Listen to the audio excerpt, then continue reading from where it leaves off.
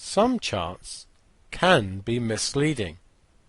Often this is done deliberately, and you'll see many misleading charts in financial papers such as the Financial Times.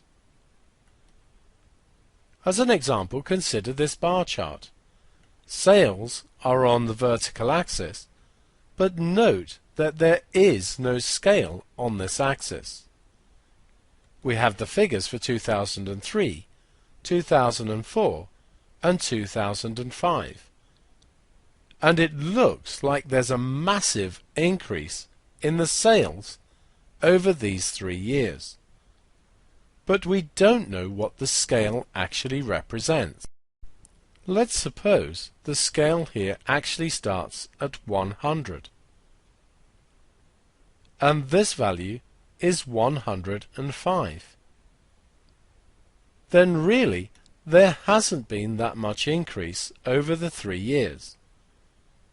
It would be totally different if the scale started at 0 here and went up to 1,000.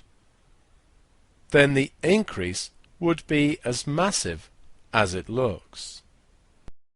This same effect can be even more confusing on a pictogram. Let's look at this analysis of Formula 1 viewers.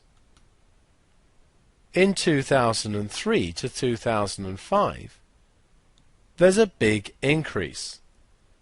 If we look at the car for 2005, it looks absolutely huge compared to that for 2003.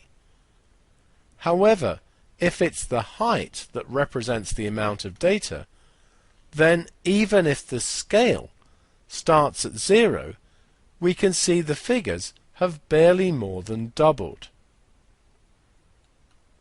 So the increase looks a lot bigger because of the picture. Pictograms can be very misleading if a clear key is not given. So whenever you look at any diagram in the paper, look carefully at the axes to see if any increase or decrease is as dramatic as it actually looks.